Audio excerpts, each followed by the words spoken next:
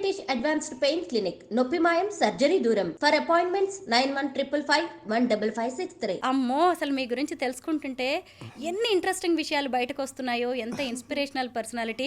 ముందుగా మీ life journey తెలుసుకుందామండి. మీది ఏ ఊరు, ఏం చదువుకున్నారు? మాది శ్రీకాకుళం జిల్లాలో హీరమండలం అనే విలేజ్ అండి. వంశధార నది ఒడ్డున ఉంది. నేను మా ఊర్లో చదువుకున్నది 6th వరకు చదువుకున్నానండి. సో 6th అయిన తర్వాత మా నాన్నగారికి సపోర్ట్ ఉన్న ఒకే ఒక్క చెల్లెలు మా అత్తగారు. ఆవిడ వీడల్లరి మీరు భరించలేకపోతున్నారు కదా, నాకు 4 ఆడపిల్లలు ఉన్నారు, 4 ఆడపిల్లల మధ్యలో వీడిని పెడతాను, వీడు నేను ఖర్చులు అప్పుడు ఎక్స్పెన్సెస్ భరించలేదు కాబట్టి నాకు 4 కూతుర్లు కాబట్టి ఒక కూతురిని నువ్వు తీసుకెళ్ళు అని చెప్పి మా అత్త కూతురిని మా ఇంట్లో పెట్టి నన్ను మా అత్త వాళ్ళ ఇంట్లో పెట్టారు. అలా నేను 6 నుంచి 7కి వచ్చాను. 7వ తరగతి అంతా కూడా తిరిగి రోడ్డు మీద తిరిగి అవన్నీ చేశాను, కానీ చదువు అవ్వలేదు. సో ఫెయిల్ అయిపోయాను అది నేను. సో నేను పాఠాలు చెప్తే చదివి కష్టపడితే ఫెయిల్ అవ్వడం కాదు. సో చెప్తుంటే అర్థం కాక, ఇంటి మీద దృష్టి ఉండి, హోమ్సిక్ ఉండి అర్థం కాక నేను చదవలేక ఫెయిల్ అయ్యాను. కానీ ప్రజలు ఏమనుకుంటారు, ఇంట్లో అమ్మ నాన్న ఏమనుకుంటారు, వీడికి అర్థం కావట్లేదు, వీడు చదువుకోలేకపోతున్నాడు, వీడికి రావట్లేదు అనుకుంటారు కదా. సో ఆ ప్రాసెస్లో నా విపరీతమైన అల్లరి, చదువు రాకపోవడం అవన్నీ చూసి మా ఫాదర్ నన్ను విజయవాడ పంపించారు, హాస్టల్లో పెట్టారు.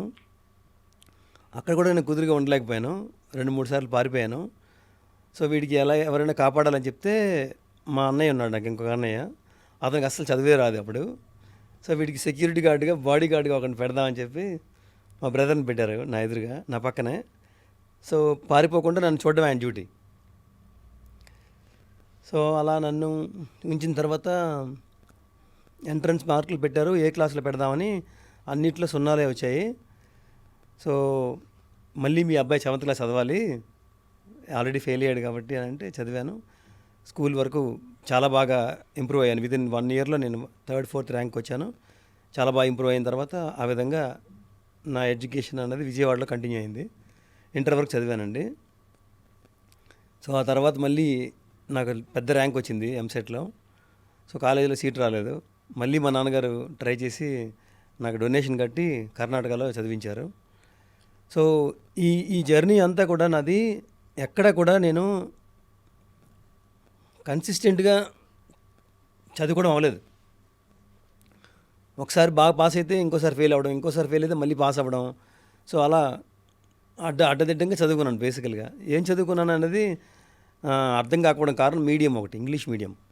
సో ఇంటర్ వరకు తెలుగు మీడియం, సో ఇంజనీరింగ్లో ఇంగ్లీష్ మీడియం అవడంతో సో నేను ఏం చదువుతున్నానో, ఆ సబ్జెక్ట్ ఏంటి, దాన్ని రియల్ లైఫ్లో ఎలా అప్లై చేయాలనేది కూడా నాకు తెలియదు. సో ఆ విధంగా నా చదువు ఐఎమ్ వెరీ హైలీ అన్సక్సెస్ఫుల్ అని చెప్పాలి చదువులో. సో నాతో పాటు చదువుకున్న వాళ్ళు ఐఐటీలు, ఆర్ఈసీ వాళ్ళు చదువుకున్నారు, ఎన్ఐటి, ఆర్ఈసీ వరంగల్ అంటే ఎన్ఐటి, ఐఏఎస్సీలు చదువుకున్నారు, ఐఐఎంలో చదువుకున్నారు, పెద్ద పెద్ద చదువులు చదువుకున్నారు. నేను మాత్రం చదువుకోలేకపోయాను. సో ఎప్పుడు నేను మంచి స్కూల్లో, మంచి కాలేజీలో చదవలేదనే అసంతృప్తి నాకు ఉండిపోయింది. సో మనిషికి గుర్తింపు రావాలి, రెస్పెక్ట్ రావాలి అంటే ఇంకేదో చేయాలి. సో అది నాకు చదువు అయిన తర్వాత జాబ్లో అమెరికాలో అయింది. సాయిరామ్ గారి గురించి నేను ఇప్పుడే ఒక విషయం చెప్పాలి. ఆయన ఏదన్నా కోరుకుంటే అది చేసే వరకు వదిలిపెట్టరు. ఆయనకి ఇప్పుడు సినిమాల్లో నటించాలని, సినిమాలు తీయాలని కోరిక. దాని గురించే ఇప్పుడు ఇండియాకి వచ్చారు. అందులో భాగంగానే నేను ఇంటర్వ్యూకి పిలవగానే వచ్చినందుకు ముందుగా థ్యాంక్స్ అండి. ఇంతకీ మీ అమెరికా ప్రయాణం ఎలా సాగింది? ఎందుకు వెళ్ళారు అసలు యుఎస్కి మీరు? ఇండియాలో చాలా ట్రై చేశానండి జాబు. నాకు వచ్చిన పర్సంటేజ్కి, నా మార్క్స్కి ఎవరు కనీసం అప్లికేషన్ కూడా యాక్సెప్ట్ చేయరు. సో ఐ గాట్ ఓన్లీ 54% ఇంజనీరింగ్లో. సో తెలుగు మీడియం నుంచి ఇంగ్లీష్ మీడియంకి వస్తే యాక్సెప్ట్ చేయరు, అప్లికేషన్ కూడా యాక్సెప్ట్ చేయరు.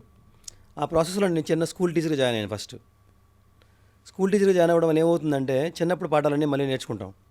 తర్వాత ఇంటర్ వాళ్ళకి చెప్పడం, ఇంజనీరింగ్ వాళ్ళకి చెప్పడం, డిగ్రీ వాళ్ళకి చెప్పడం, ఎంబీఏ వాళ్ళకి చెప్పడం. ఆ ప్రాసెస్లో నేను చదివిందంతా మళ్ళీ 3 చదవాల్సి వచ్చింది. సో నాకు నాలెడ్జ్ వచ్చింది బాగా. వచ్చిన తర్వాత నువ్వు బాగా మాట్లాడుతున్నావు, బాగా టీచింగ్ చేస్తున్నావు, మా పిల్లలకు బాగా మోటివేట్ చేస్తున్నావు, కాబట్టి నువ్వు టీచింగ్ వైపు ఉంటే బాగుంటుందని అంటే ఫుల్ టైం టీచర్గా ఉమెన్స్ కాలేజ్లో జాయిన్ అయ్యా. హైదరాబాద్లో, ఖైరతాబాద్ చింతల బస్తీలో ఉంది Shadan women's college. So Shadan కాలేజ్లో నేను జాయిన్ అయిన తర్వాత అక్కడ బాగా ఇంప్రెస్ అయ్యి లేడీస్ అటెన్షన్ ఎక్కువైపోయింది. సో అక్కడ ఇలా లేడీస్ అటెన్షన్ ఎక్కువ ఉంటే నువ్వు ఇక్కడ పిల్లలు పాడైపోతారు, నువ్వు పాడైపోతావు, నువ్వు వేరే ఉద్యోగం చూసుకో నాయనా అని నన్ను నన్ను నామంటే నేనే రిటైర్ వాలంటరీగా వెళ్ళిపోమని చెప్పారు. చాలా డిప్రెస్ అయిపోయాను నేను. ఇదేంటి ఇలా అయింది, ఇంత బాగా చెప్తున్నాను లెసన్స్ అయినా అవ్వట్లేదంటే అని. నాకు అదే పర్మనెంట్ జాబ్ అనుకున్నాను నేను. ఇంకా నా జీవితంలో నేను లెక్చరరే అనుకున్నా, టీచరే అనుకున్నా.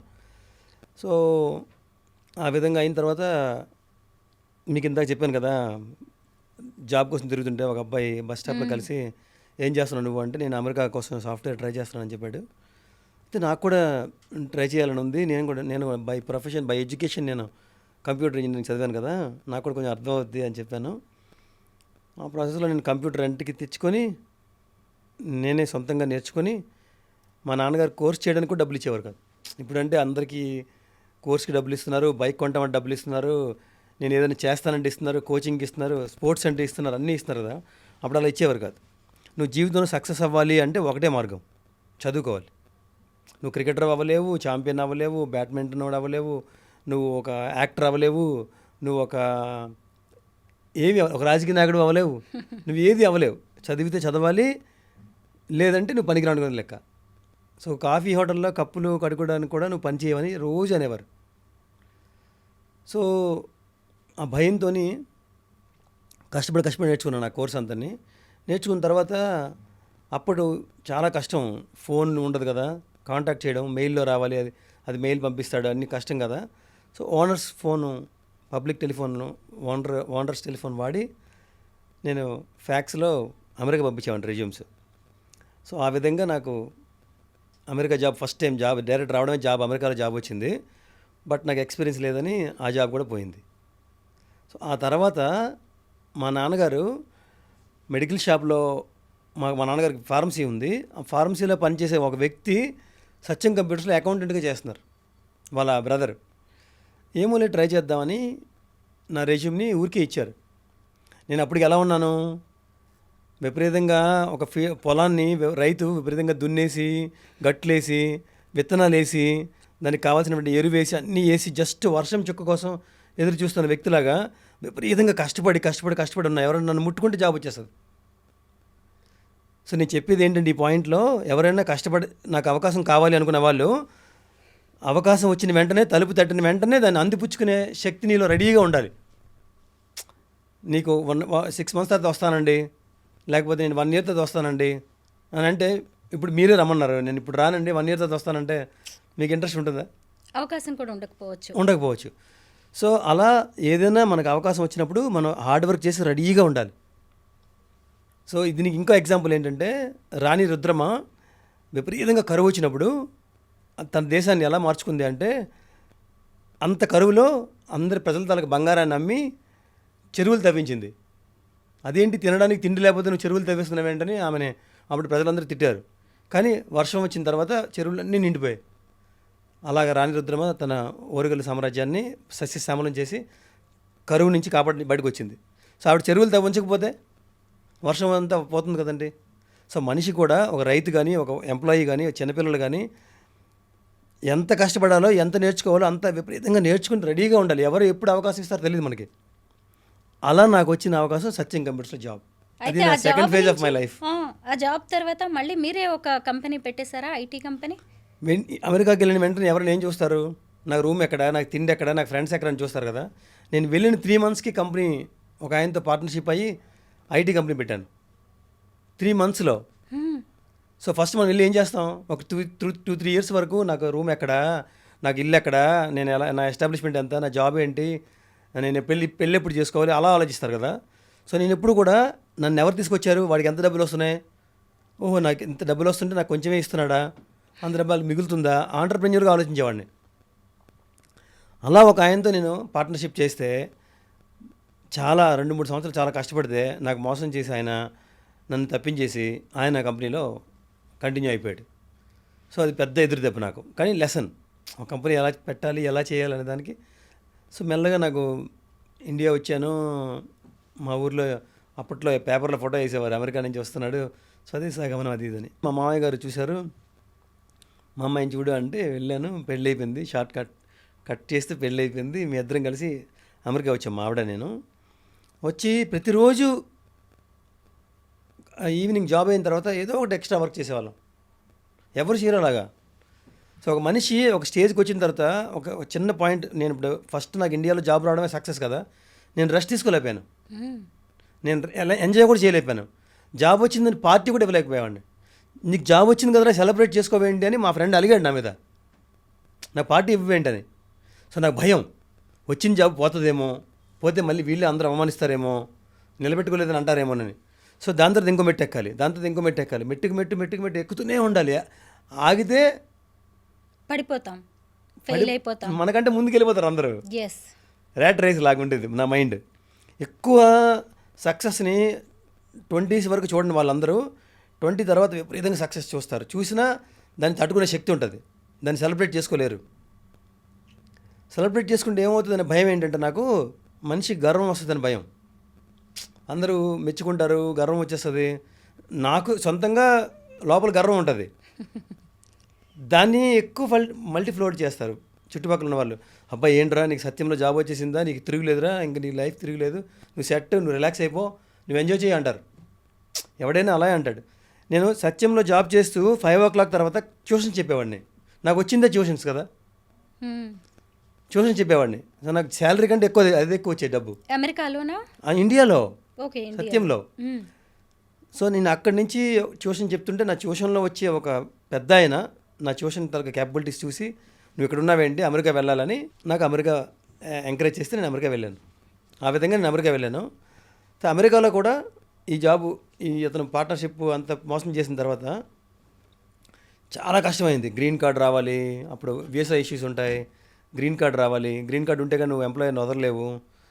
సో ఇలా చాలా ఉంటాయి. సో వీటన్నిటికీ ఏంటంటే ఒక విపరీతమైన సంకల్పం. నేను మా ఊర్లో కానీ, నాతో పాటు చదువుకున్న వాళ్ళ దగ్గర కానీ, మా చుట్టాల దగ్గర కానీ, సాయి చాలా చాలా కష్టపడి పైకి వచ్చాడని అనిపించుకోవాలని ఒక సంకల్పం, విపరీతమైన సంకల్పం.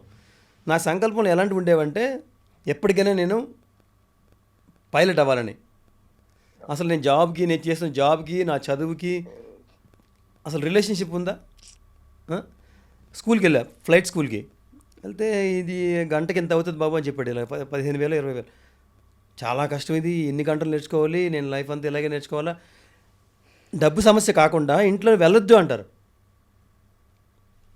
ఇంట్లో మీరు ఏదైనా చేస్తాము అంటే, మీకు ఎప్పుడైనా ఎవరైనా ఏదైనా చేస్తాను అంటే వద్దు అనేవాళ్ళు ఎక్కువ మంది ఉంటారు, అసలు వెళ్ళు అనేవాళ్ళు ఎవరు ఉండరు. ఒకవేళ వెళ్ళు అన్నారనుకోండి, అప్పుడు మనకి మోటివేషన్ ఉండదు. మీరు కావాలంటే ట్రై చేయండి. మా బాబుని అదెవరా ఇదెవరా, నువ్వు క్రికెట్ ఆడరా అన్న, వాడికి మోటివేషన్ ఉండదు. కానీ వెళ్తానన్న వాడికి చేయరు. చూసారా? ఇప్పుడు మా పిల్లల్ని నేను ఎంత చేస్తున్నా అవ్వట్లేదు వాళ్ళు. నేను మోటివేట్ అయ్యాను, నేను ముందుకెళ్తాను అంటే వద్దంటారు. సో అలా నేను వద్దన్నా కానీ జాబ్ మానేసి ఫ్లయింగ్ స్కూల్కి వెళ్ళి పైలట్ ట్రైనింగ్ తీసుకొని, పైలట్ లైసెన్స్ నాకు 2016లో వచ్చింది. అంటే నాకు లైసెన్స్ వచ్చి 8 years అయింది. అప్పటి నుంచి every week, minimum every month అయినా సరే ఫ్లయింగ్ చేస్తూ నా హాబీని వదులుకోలేదు. I still fly and I'm still a pilot. But నేను చెయ్యింది ఏంటి అంటే, కమర్షియల్ పైలట్ అయ్యి ప్యాసింజర్స్ని తీసుకెళ్ళలేను. దానికి ఇంకా చాలా ఎక్కువ కష్టపడాలి, రేటింగ్స్ ఉంటాయి, ఇంకా ఎక్స్పెన్స్ ఉంటాయి. మా ఇంట్లో కూడా ఎంకరేజ్ చేయలేదు నాకు. సో అది చాలా స్ట్రెస్ఫుల్ జాబ్. ఇదనుకోండి, మనం ఎప్పుడు కానప్పుడు విమానం వెళ్ళొచ్చు, మనకి ఇష్టం ల్యాండ్ చేయొచ్చు, ఎక్కడికైనా సరదాగా తిరగవచ్చు, ఫ్రెండ్స్తో వెళ్ళొచ్చు, స్ట్రెస్ ఫ్రీ జాబ్ ఇది. బట్ చాలా కేర్ఫుల్గా ఉండాలి, చాలా జాగ్రత్తగా ఉండాలి. ప్లేన్ అంటే ఇట్స్ వెరీ వెరీ డేంజరస్. చిన్న మిస్టేక్ చేసిన సరే ఇంకా దానికి రికవరీ. ప్లేన్ కొనాలి అంటే అసలు ఆలోచన ఎలా వచ్చింది? కరెక్ట్, ఆలోచన ఎలా వచ్చిందంటే, ప్లేన్ రెంట్ చాలా ఎక్కువ అనిపించింది. సో ఇది నేను రెంట్ తగ్గించుకోవాలంటే ఏం చేయాలంటే, నువ్వు కొనుక్కో అన్నాడు. సో నేను కొనుక్కోమంటున్నావేంటి, నేను రెంటే భరించలేనంటే కొనుక్కోమంటున్నావేంటి అన్నాను నేను. అలా కాదు, నువ్వు కొనుక్కుంటే నీకు 20 years లోన్ ఇస్తాడు. నీ 20 years లోన్లో నెలకి ఎంత పేమెంట్ కడుతున్నావు? ఫర్ ఎగ్జాంపుల్ ఒక 2 లక్షలు కడుతున్నావు అనుకో, ఫర్ ఎగ్జాంపుల్. సో నువ్వు నెలలో ఒక 10 hours ఫ్లై చేసావు అనుకో, అది కూడా 2 లక్షలే. సో 2 లక్షలు రెంట్ పోగొట్టుకుంటావా? 2 లక్షలు పెట్టి నువ్వు మంత్లీ మార్ట్గేజ్ పెట్టి ప్లేన్ కొనుక్కొని నువ్వు ఎగురుతావా? నువ్వు ఎగరడం కాకుండా ఎవరికైనా రెంట్కి ఇస్తే నీ డబ్బులు కూడా వస్తాయి. ఓ నైస్. నేను రెంట్ కూడా ఇస్తా. సో నేను ఎగరని టైంలో నాకు ఇన్స్ట్రక్టర్ ఉంటారు కదా, మీరే నేర్చుకుంటున్నారు అనుకోండి. సో నేను ఫ్లై చేయట్లేదంటే Sai can I rent to Swaroopa, ఆవిడకి ఇంట్రెస్ట్ ఉందంట, ఆమెకి ప్లేన్ లేదు, can I use your plane అంటాడు. సో నాకు రెంట్ డబ్బులు ఇస్తాడు, మీరు ఫ్లై చేస్తారు. సో ఎందుకు కొనాను అంటే మీరు చెప్తున్నది అహంకారంతోనో, నా దగ్గర డబ్బు ఉందనో, నేను కొనుక్కోవాలనో, నేను నిరూపించుకోవాలనుకున్నో కొనలేదు. మనీ సేవింగ్ కోసం కొన్నాను. Very nice. మనీ సేవింగ్ కోసం ఆయన డైరెక్ట్గా ఏరోప్లేన్ కొనేశారు.